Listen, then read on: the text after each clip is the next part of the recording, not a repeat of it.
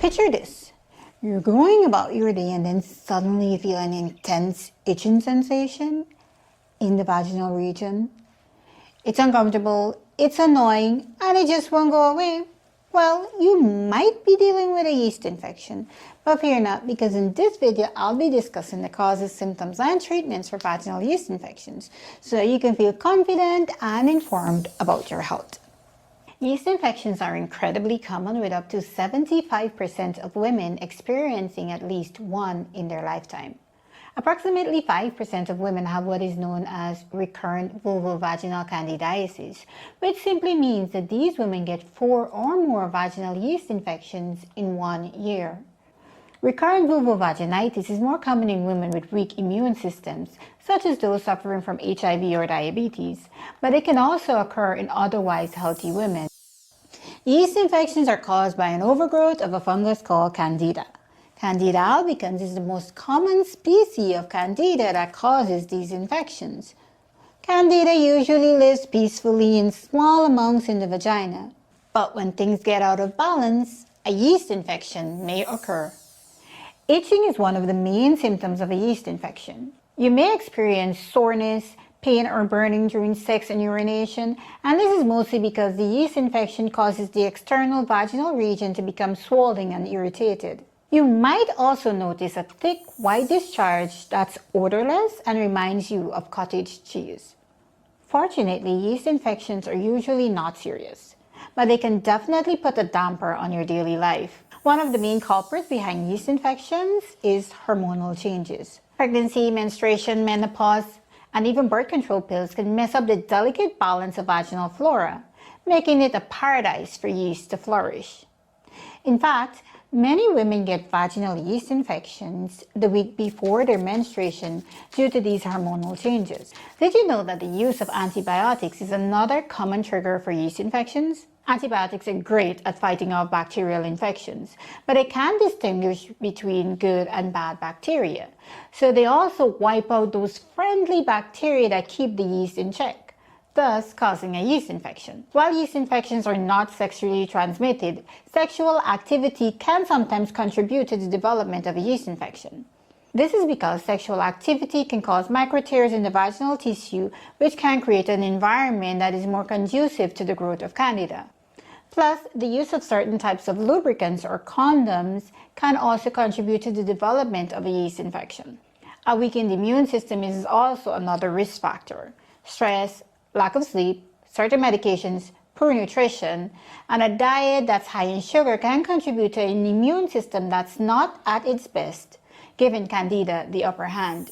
Diagnosing a yeast infection is usually based on your reported symptoms and physical examinations, but sometimes your healthcare providers can order lab tests to confirm it and to ensure that you don't have a sexually transmitted infection or even a urinary tract infection. Vaginal swabs, culture tests, and even blood tests might be part of the process. Similar to a yeast infection, sexually transmitted diseases can also cause irritation, itching, and discharge. Leave a comment below if you'd like me to discuss the differences between a yeast infection and a sexually transmitted infection. Now, let's talk about the good stuff, the treatment of yeast infections. Some cases of yeast infections may go away on their own.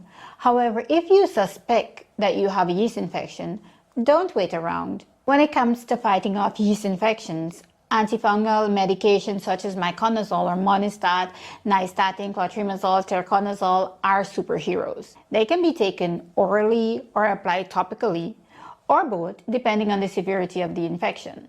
Vaginal suppositories are also available. If you are absolutely sure that you have a yeast infection and your symptoms are mild to moderate, many of these medications are available over the counter. But remember, always complete the full course of treatment even if your symptoms improve before the medication is finished. For the best results, it's always best to avoid sexual activity during treatment. This will prevent the infection from making an unwelcome comeback. Did you know that studies show that the medicated creams or the oral pill fluconazole work for more than 90% of yeast infections? However, here are some examples of when it's particularly important to see your healthcare provider. If you've never had a yeast infection before, or if you're experiencing symptoms that are different from those of the previous yeast infections that you've had, If you're pregnant, or if you have a weakened immune system, or if you have more than 4 episodes per year, best that you consult with your healthcare provider. If your symptoms do not improve with over-the-counter treatment, or if they worsen or reoccur after treatment, it is also important to see your healthcare provider for further evaluation and treatment. For those of you who prefer a more natural approach, there are some home remedies that you can try, but remember to consult your healthcare provider before going down this road. Plain, unflavored Greek yogurt contains probiotics that can prevent the growth of Candida. Oral and probiotic suppositories may also be helpful. There is also some evidence that garlic, coconut oil, tea tree oil can reduce Candida levels. However, research findings are varied regarding the effectiveness of this approach. Prevention is key to staying one step ahead of yeast infections. Proper hygiene is essential. Wipe from front to back and not back to front when you use the bathroom. This will prevent you from transmitting bacteria from the anus to the vagina. Avoid douching or trying to clean out the vagina. This disrupts the normal pH inside the vagina and causes an overgrowth of yeast. Remember, cleaning the inside of the vagina with soap is like cleaning out your mouth with soap. The vagina does a great job of cleaning itself out. Avoid heavily fragranced bath products and laundry detergent. Change your pads and tampons regularly. Ditch those tight synthetic clothing in favor of breathable cotton underwear. A healthy diet, low in sugars and refined carbs, and high in probiotics from yogurts and other sources, can also help maintain a balanced vaginal flora. Remember that fungi loves humidity, so avoid sitting around in wet and sweaty clothing for prolonged periods. What's your best tip for preventing a yeast infection? Let me know in the comments below. Remember, knowledge is power, and knowing the causes, symptoms, and treatment options can help you take control of your health and well-being. In the words of Julian Michaels, at the end of the day, your health is your responsibility. Don't forget to hit the subscribe button and share this video with your friends so that they can stay informed too. Until next time, stay healthy, stay informed, and become a better version of yourself. But hey, before you go, I have something else that you might be interested in.